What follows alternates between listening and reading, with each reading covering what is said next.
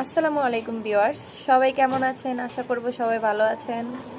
So আজকে আমি লাইভে আসার একটা কারণেই আসলাম যে মানুষ যা দেখে তা কখনো সত্যি হয় না, বাস্তব হয় না, সেটা আমি নিজে তার প্রমাণ।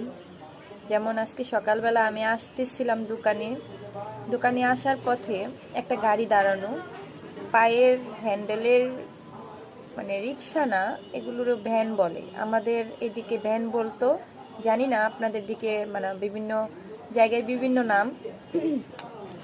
তো সেগুলো একটা গাড়ি দাঁড়ানো, তো তার মধ্যে নিচে মানে যেটার মধ্যে হ্যান্ডেল আছে ওইটার সাইড দিয়ে নিচে আপনার একটা বস্তা টানানো, মানে বস্তা বাঁধা, ঠিক আছে? ওই বস্তাটার মধ্যে একটা রশি একটু ঢুকানো আর একটু বের করা।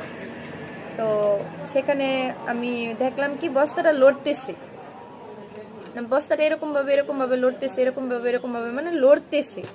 তখন আমি ভাবলাম বস্তাটার মধ্যে কি হতে পারে, মানে আমার মনের মধ্যে একটা কৌতূহল জাগলো আর কি। তো ভাবতেছি হাঁটতেছি, হাঁটার পথে তাকানোর পথে মানে তাকাইয়ে আসি, দেখতেছি মানে লড়তেছে। তখন ভাবলাম এটার ভিতরে কি, হয়তোবা লোকটাই হয়তোবা মানে ওই গাড়িওয়ালার লোকটা হয়তোবা মুরগি বা মাছ বা অন্য কিছু, না কি কি এটার ভিতরে, মানে এরকম একটা কৌতূহল জাগলো মনের মধ্যে। তারপরে আমি মানে তাকায় আসতেছি আর তাকাই আসি। তো কথা মানে একটু সামনে আগানোর পরে দেখি কি পিছন সাইডে লোকটাই গাড়ির মধ্যে বাঁধতেছে।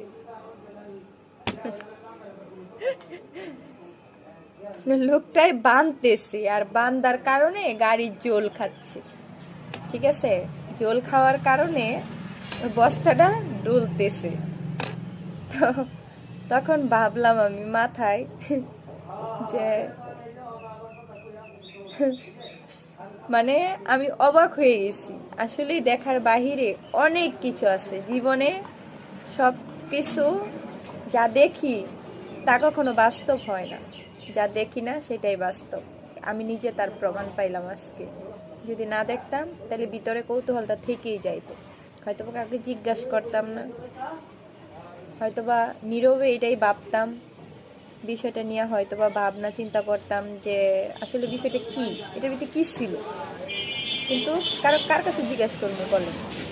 জিজ্ঞাসা করার এমন মানুষ আছে, জিজ্ঞাসা করার মানুষ থাকলেও জিজ্ঞাসা করে না। আর সেক্ষেত্রে দেখা যাচ্ছে আমার তো এখানে জিজ্ঞাসা করার মতন কাউরে আমি দেখি নাই, আর জিজ্ঞাসা করার মতন পরিস্থিতি না, রাস্তার কিনারে সেটা জিজ্ঞাসা করার মতন পরিস্থিতিও না। তো মানে নিজের কৌতূহলটা যদি না ভাঙতো তো যাই